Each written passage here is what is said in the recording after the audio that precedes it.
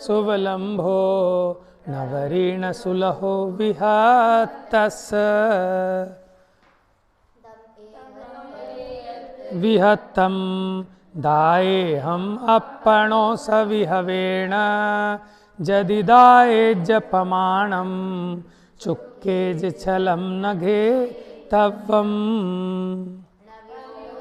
अपमत्तो नपमत्तो जाने गो दुजो भावो एवं भणन्ति शुद्धम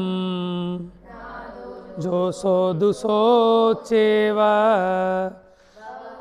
रेणुवदिस्सदि सचरितदंसनं नाणं न विनाणं न चरितं न दंसनं जान गो शुद्धो। चलिए, न विहोदी अपमत्तो न पमत्तो, नहीं होता अप्रमत्त और प्रमत्त। इसका अर्थ बताइए जल्दी से। आज्ञा बताओ जल्दी। जो जीव है वो ना प्रमत्त है ना अप्रमत्त है। इसका अर्थ अप्रमत्त मतलब होता है शुभ भाव और प्रमत्त मतलब होता है अशुभ भाव। तो यह जीव जो है वो शुभ अशुभ विकारी पर्यायों से रहित है द्रव्य दृष्टि की अपेक्षा, और अगर पर्याय अपेक्षा देखें तो शुभ अशुभ। अमृत चंद्राचार्य की टीका में क्या लाइन थी? वो ज्ञायक भाव द्रव्य के स्वभाव की अपेक्षा देखा जाए तो शुभाशुभ भावों के स्वभाव रूप परिणमित नहीं होता।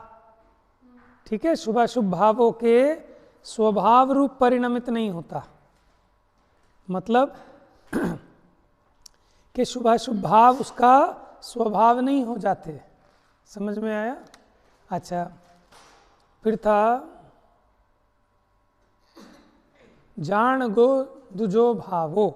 इसका अर्थ कौन बताएगा? जान गो दुजो भावो, बताओ वैदेही। इसका अर्थ है कि वो जो अप्रमत्त और प्रमत्त नहीं है, वो एक ज्ञायक भाव है। Very good. एवं भणन्ति शुद्धम, स्वस्ति। एवं मतलब उसको जानो शुद्ध। हाँ, अब शुद्ध के लिए क्या बताया था टीका में अमृत चंद्राचार्य ने? सबसे नीचे की लाइन थी, इस प्रकार, बोलो। समस्त अन्य द्रव्य भावों से भिन्न रूप से उपासित हुआ है, इसलिए शुद्ध कहलाता है। नहीं, पूरा अच्छे से पढ़ो। इस प्रकार समस्त अन्य द्रव्यों से भिन्न रूप से उपासित हुआ है, उपासित होता हुआ। हुआ में तो हो गया, उपासित होता हुआ मैंने अगर ऐसा उपासित होता है तब वो शुद्ध कहलाता है। इसके लिए हमने उदाहरण दिया था कि कोई धनी भी है लेकिन उसको पता ही नहीं कि मेरे बैंक अकाउंट में करोड़ों रुपए हैं, तो वो भी भीख मांग रहा है, गरीब बना हुआ है ना। ऐसे ही आत्मा का स्वभाव कैसा है? पर द्रव्यों से भिन्न है, लेकिन ये ऐसा जानता नहीं, मानता नहीं और अनुभवता नहीं, परिणमता नहीं। तो ये कैसा बना हुआ है? अज्ञानी। अपने को मनुष्य मानता है, अपने को अमीर गरीब मानता है, मोटा पतला गोरा काला, तो ये अशुद्ध हो गया। और जो जीव ये समझ जाए कि मैं शरीर रूप नहीं होता, मैं पैसे रूप नहीं होता, तो वो शुद्ध है। उपासना का अर्थ बताया था ना, उपासित होता हुआ शुद्ध कहलाता है। उपासित का मतलब बताया बेटा? उपासित माने जैसे पूजा होती है ना, पूजा करना, उसको भी उपासना कहते हैं। यानी उसको वैसा जानना, मानना और अनुभव करना। अब आत्मा है तो शुद्ध, लेकिन आप जानो नहीं, मानो नहीं, अनुभव नहीं करो। और शुद्ध भी कैसा? शुद्ध का मतलब है मिलावट से रहित, लिखवाया था आपको। जिसमें कुछ मिला दिया तो वो कैसा हो गया, और अगर उसमें से कुछ हटा दिया तो अच्छा, एक उदाहरण देता हूँ, ध्यान से सुनना। अभी जैसे दूध है, दूध में हमने पानी मिला दिया, दूध कैसा हो गया? नहीं हुआ? नहीं आ रही बात समझ में? ठीक है।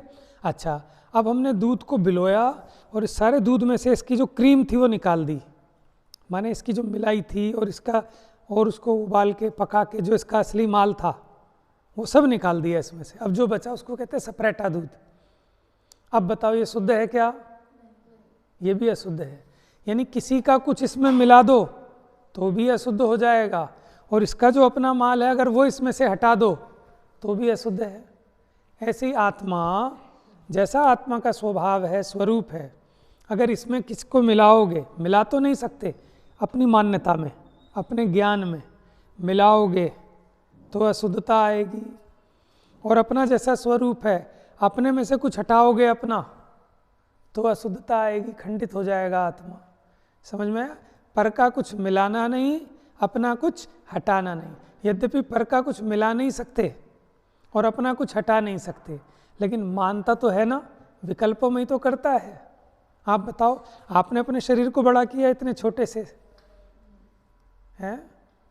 लेकिन लगता कैसा है, मानते कैसा हो कि मैंने अपने आप को अच्छे से हेल्दी रखा। ठीक है, चलिए। ववहारेणु वदिस्सदी, इसका मतलब बताएगी अनिमेषा। ववहारेणु वदिस्सदी, गाथा नंबर 7। बताओ बेटा अदिति। व्यवहार नए से कहते हैं। हाँ, वदिस्सदी मैंने कहना, व्यवहार ने कहता है। क्या कहता है? नाणिस, नाणिस का अर्थ कौन बताएगा? बताओ जी। हाँ, ज्ञानी। नाणिस माने ज्ञानी, यानी ज्ञानी के। चरित्र दंसनम नाणम, ज्ञानम बताएगा भाई। चरित्र दंसनम नाणम क्या हुआ? चरित्र का मतलब बताओ। दंसन माने, और नाणम मैंने, हाँ ज्ञान। तो चारित्र दर्शन ज्ञान कहता ज्ञानी के। कौन कहता है कि ज्ञानी के दर्शन है, ज्ञान है, और कौन कहता है? व्यवहार ने। कौन सा व्यवहार ने है ये? अनुपचरित, अनुपचरित सद्भूत व्यवहार ने। ठीक है, आपने पढ़ा इसलिए बता रहा हूँ। अनुपचरित सद्भूत व्यवहार ने क्या करता है? गुण गुणी का भेद डालता है। आत्मा है तो अभेद, लेकिन ऐसे भेद डाले, जैसे ऐसा भेद डाला जाए कि मैं मनुष्य हूँ, ठीक है, मैं इंजीनियर हूँ, मैं प्रवचनकार हूँ, मैं पापा हूँ, मैं बेटा हूँ, तो किसी को लगेगा ऐसे बहुत सारे भेद हैं क्या इसमें? बेटा अकेला आया है? अकेला? आजा, आगे आजा, जल्दी आजा। बस बस बस, बात समझ में आ रही है आपको? टाइम नहीं है, आप इधर से उधर जाने की फुर्सत नहीं है आपको। स्वस्ति ज्ञप्ति, कहाँ बेटा, कहाँ उपयोग है आपका? क्या हुआ? नहीं चलेगा? बोलो भाई।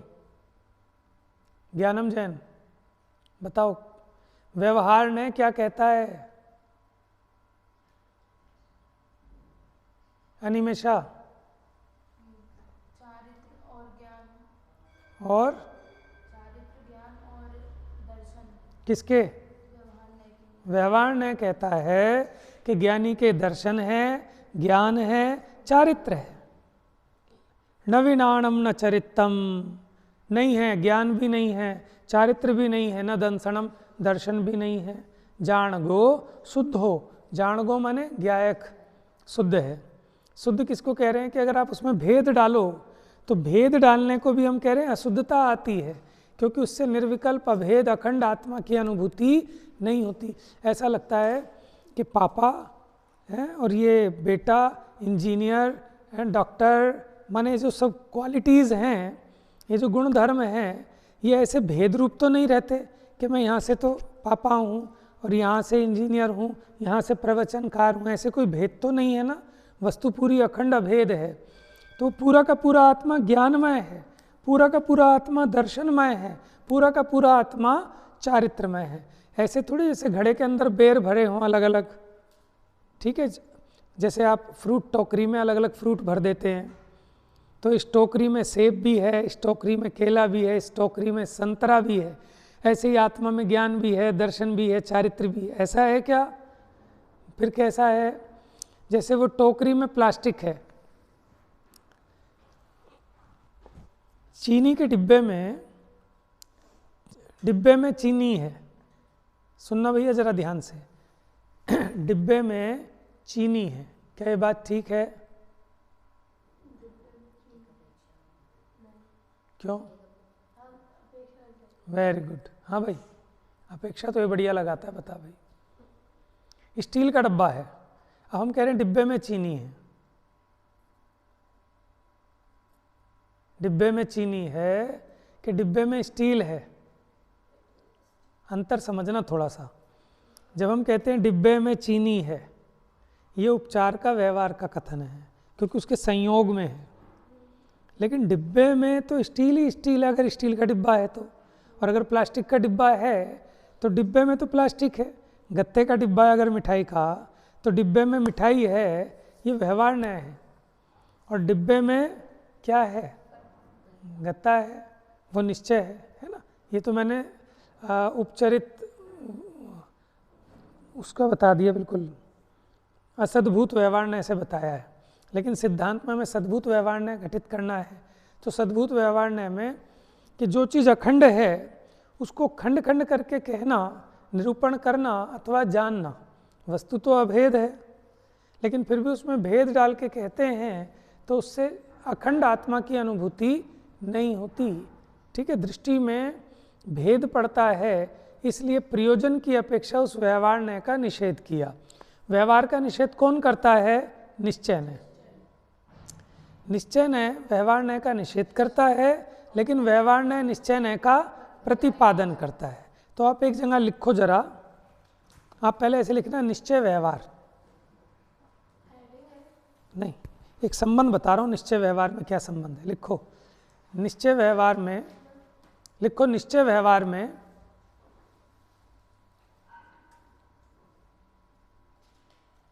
मैं लिख देता हूँ ना इस पर, छोटे बच्चे भी हैं। डस्टर कोई बात नहीं, देखो ऐसे लिखो। निश्चय व्यवहार में कौन सा संबंध है बताएगा कोई?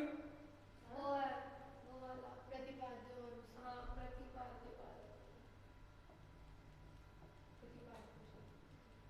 प्रतिपाद्य प्रतिपादक, यानी निश्चय है प्रतिपाद्य जिसका निरूपण करना है, नोट डाउन कर दीजिए। और व्यवहार है उसका प्रतिपादन करने वाला यानी प्रतिपादक है। और अगर हम पूछें व्यवहार और निश्चय में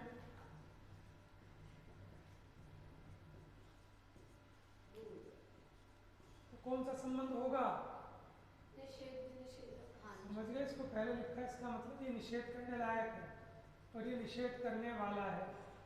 माने करने वाला या माने योग्य। निषेध करने योग्य है, ये निषेधक है यानी निषेध करने वाला है। ठीक है, तो ये गाथा में पहली पंक्ति में व्यवहार न्याय ने जो कहा, दूसरी पंक्ति में उसका निषेध कर दिया। यानी दूसरी पंक्ति निश्चय न्याय की निरूपणा करने वाली है। निश्चय न्याय का स्वर लिख लो, निश्चय न्याय का स्वर न इति, न इति, न प्लस इति बराबर नेति। हाँ, वो क्या बोलता है निश्चय न्याय? सिर्फ वो ये बोलता है नहीं है ऐसा, न जमा इति। निश्चय न्याय का स्वर, बेटा काटने में इतना टाइम लगा दोगे आप? लिख लो फटाफट। न जमा इति यानी नेति, या इसको न तथा भी कहते हैं। माने व्यवहार ने जो भी कहेगा, निश्चय न्याय क्या बोलेगा कि नहीं है, बस है ना। अब आपको चाहे तो हम चारों व्यवहार न्याय पे लगा के बता सकते हैं। जैसे ये मकान मेरा है, न इति, ऐसा नहीं है, उस कथन को काट दिया, निषेध कर दिया, तो वो दूसरा कथन निश्चय न्याय का हो गया। फिर दूसरे वाले व्यवहार न्याय ने क्या कहा कि अच्छा चलो ये मकान तो मेरा नहीं है, लेकिन ये शरीर तो मेरा है, शरीर तो मैं हूँ, तो निश्चय न्याय क्या बोलेगा?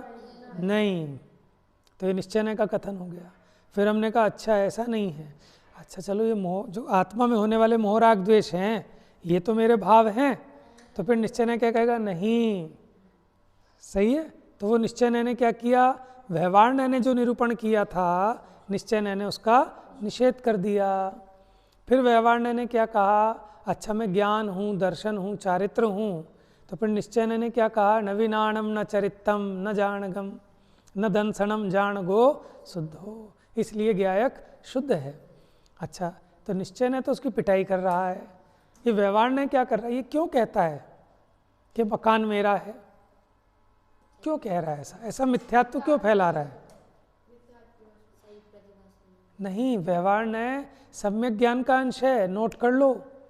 व्यवहार न्याय सम्यक ज्ञान का अंश है, वो मिथ्या ज्ञान नहीं है। इसलिए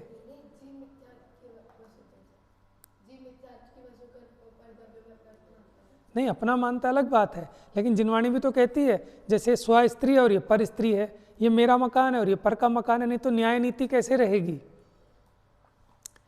है ना। अगर हम ये विवेक नहीं करेंगे कि ये मेरा मकान है, तो फिर तुम दूसरे के मकान को भी अपना मकान मान लोगे। तो व्यवहार न्याय का भी अपना प्रयोजन है।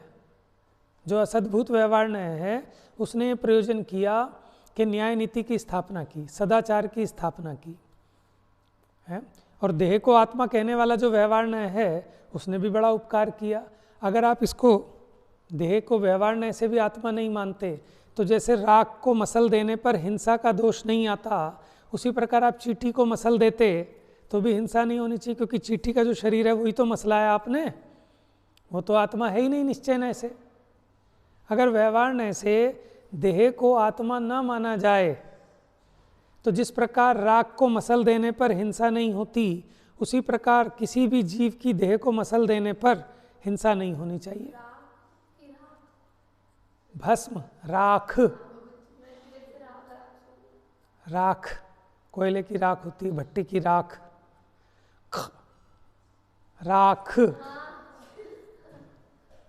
समझ में आ गया? नहीं आया तो आगे चलो। देखो जिसके भाग्य से आया होगा उसको आ गया होगा, अब जिनको नहीं आ रहा इसका मतलब अभी उनकी योग्यता नहीं है। कितना बताएं, निश्चय व्यवहार में घुस जाएंगे तो फिर तो बहुत हो जाएगा आगे। चलिए जी, अब 8वीं गाथा। अब इतना उन्होंने विषय का निरूपण कर दिया दोनों गाथाओं में। 6 और 7 में ये जीव को शुद्धात्मा क्या है ये बता दिया, और उस शुद्धात्मा की अनुभूति कैसे हो ये भी बता दिया।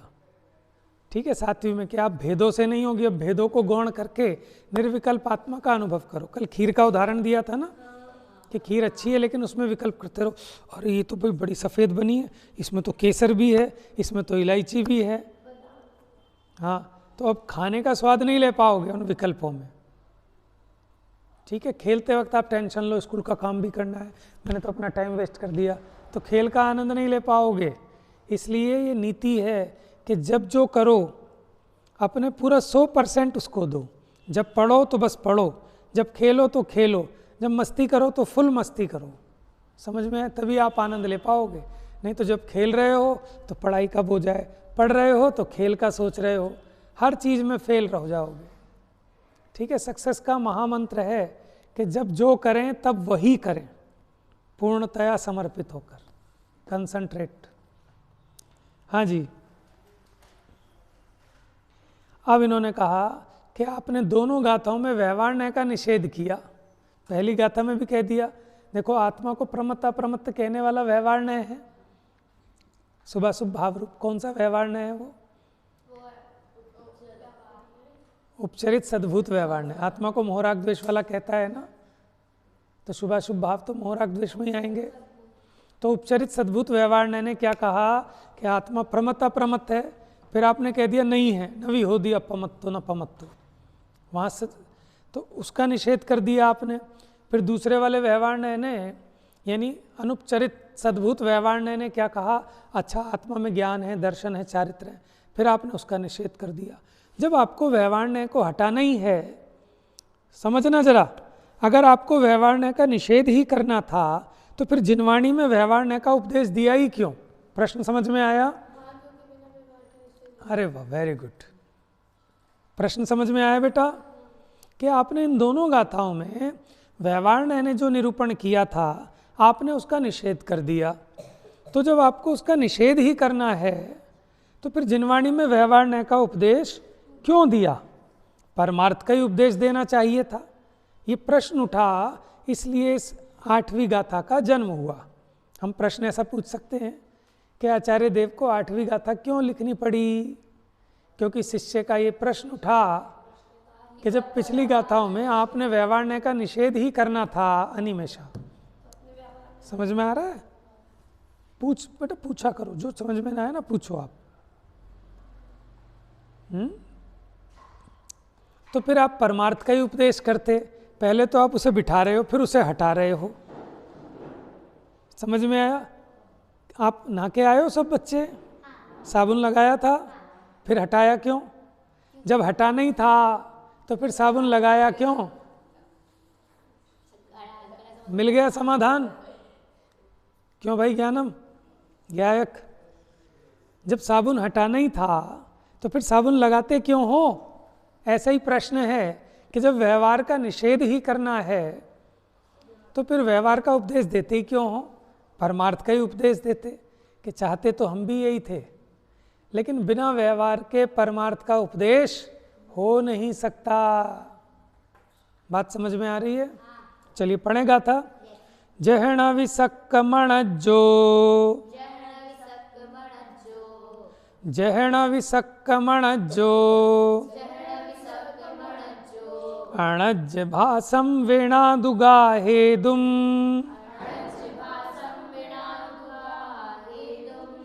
तह व्यवहारेण विना परमत्थुवदेशनमसक्कम्।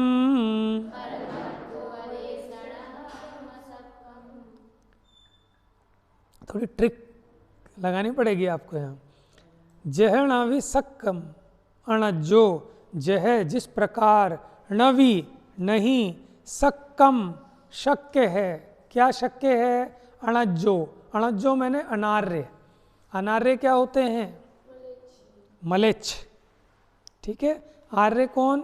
कि जैसे मान लो जो भारत क्षेत्र में रहते हैं वो आर्य, और जो कुमनुष्य हैं, ठीक है, जो अन्य भाषा बोलते हैं, अन्य भाषा जानते हैं, उनको समझ लो अनार्य। मनुष्य के दो भेद थे ना, आर्य मलेच्छाश्च।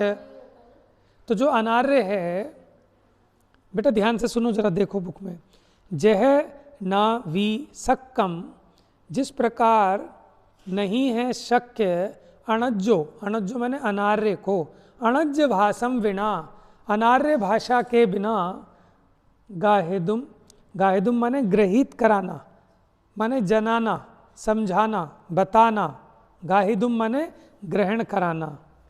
देखो जिस प्रकार कोई अनार्य हो तो आप उसको अनार्य भाषा के बिना नहीं समझा सकते। तह व्यवहारेण बिना, तह माने उसी प्रकार, व्यवहार के बिना, परमत्थुपदेश, परमत्थ माने परमार्थ, उपदेश मैंने उपदेश, न मसक्कम के शक्य नहीं है। क्या? उसी प्रकार व्यवहार न के बिना परमार्थ का उपदेश, परमार्थ माने निश्चय न का उपदेश देना शक्य नहीं है। शक्य माने पॉसिबल। ठीक है। तो देखो अब इसको हम चेंज करते थोड़ा सा। जैसे मान लो वो हर्षिता है ना, तमिल बोलती है मान लो, अब वो तो हिंदी भी जानती है, उसका उदाहरण नहीं ले सकते। कोई ऐसा जीव पकड़ो प्योर,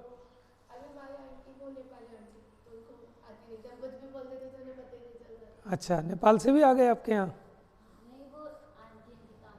अच्छा चलो, मान लो कोई नेपाली है, ठीक है, वो भारतीय भाषा तो नहीं जानता, अब आप उसको समझाना चाहते हो कोई बात, आप हिंदी में बोल के क्या उसको समझा सकते हो?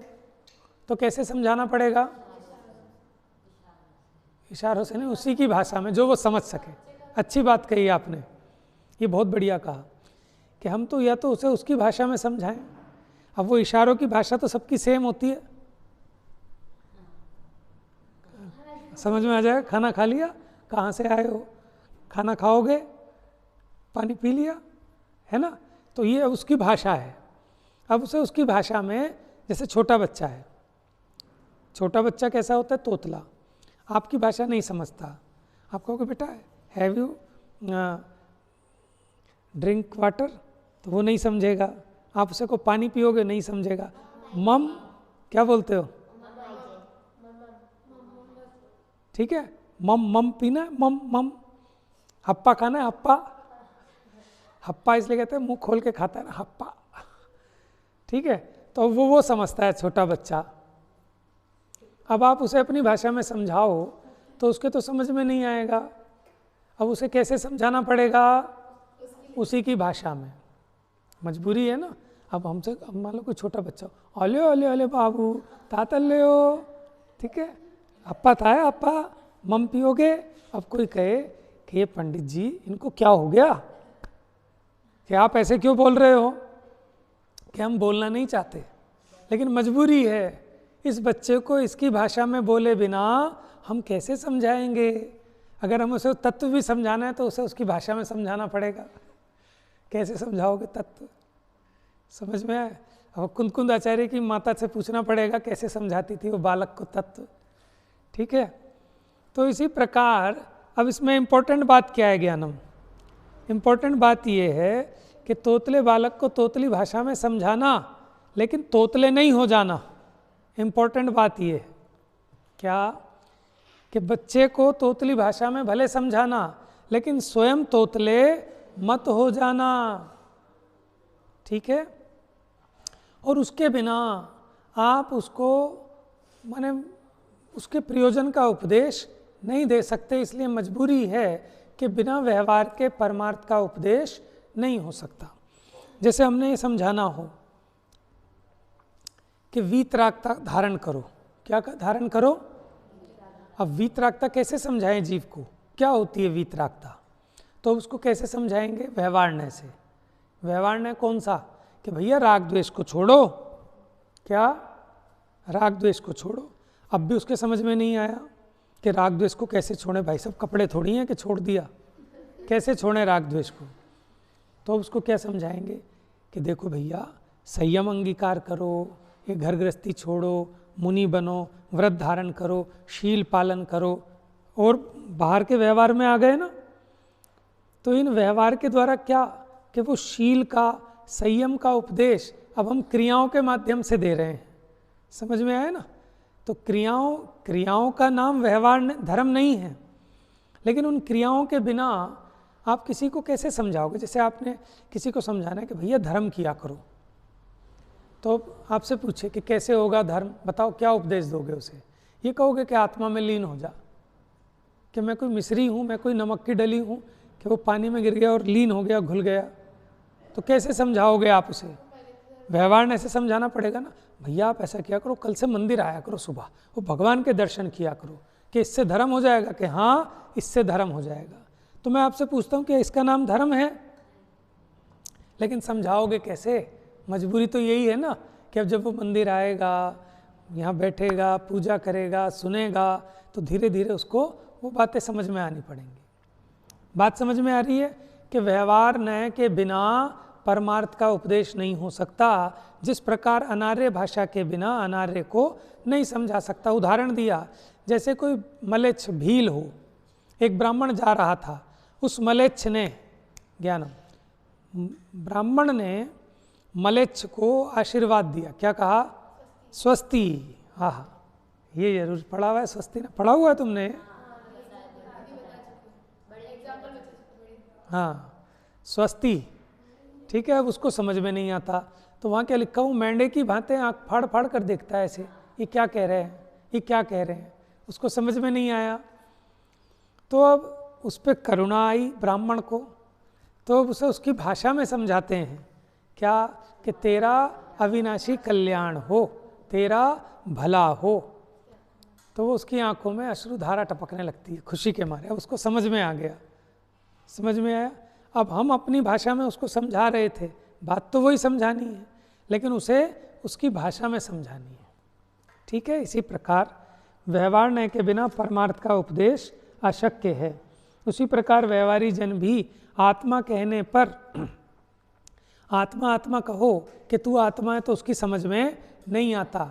तो हमें उसमें भेद डाल के समझाना पड़ता है कि जो जानता है वो आत्मा है, जो देखता है वो आत्मा है, जो सुख दुख का अनुभव करता है वो आत्मा है। देखो ये जो रागी भाव कर रहा है, जो ये शुभाशुभ भाव कर रहा है, वही तो आत्मा है। ऐसे भी समझाना पड़ता है।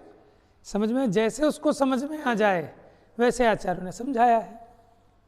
बात समझ में आ गई क्यों इन्होंने ऐसा कहा कि ज्ञानी के ज्ञान है, दर्शन है, चारित्र है। नहीं तो भैया समझाएं कैसे आत्मा क्या है, इसलिए हमें भेद करना पड़ा। लेकिन ऐसे ही भेद मान के बैठ जाए तो निर्विकल्प आत्मा की अनुभूति नहीं हो सकती। ये गाथा बड़ी अच्छी और इम्पोर्टेंट थी। अब इसके लिए उदाहरण देते हैं।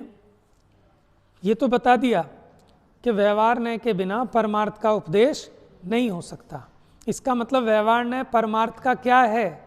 प्रतिपादक है। व्यवहार परमार्थ का अब कैसे है प्रतिपादक? उदाहरण दे रहे हैं, लेकिन उदाहरण भी बड़ा कठिन है, उदाहरण ही समझ में नहीं आता। उदाहरण के लिए 2 गाथाएं कहीं एक साथ, जुड़वा गाथाएं, ठीक है, काम जल्दी हो जाएगा, 5 मिनट है। चलिए पढ़ते हैं। जो सुदृणाणम सव्वम, नहीं 9वें नंबर की गाथा, पीछे वाले का। अनार्य भाषा, भाषा अनार्य बिना न समझाना, जो शक्य अनार्य को व्यवहार बिन परमार्थ का उपदेश होए अशक्य। सरल है गाथा। अगली आओ बेटा, पेज पलटो जल्दी से, पीछे रह जाओगे फिर आप। जो ही सुदेण ही गच्छति अपाणमिणं तु केवलं शुद्धम, तम शुद्ध केवलिमिषिणो भणन्ति लोयप्पदीवयरा।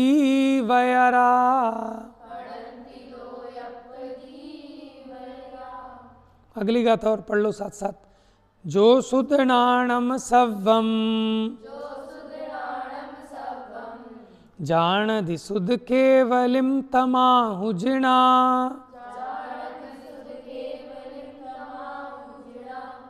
नाणम अप्पा सव्वम,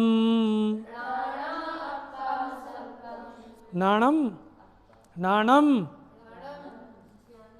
अब इसे व्यवहार में समझाना पड़ेगा।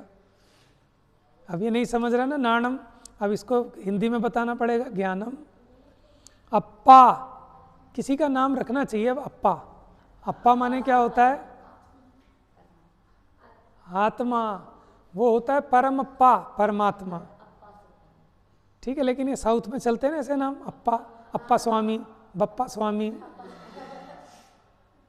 सव्वम, सव्वम माने सर्व, जमहा शुद्ध केवली तमहा, जिस प्रकार उसी प्रकार।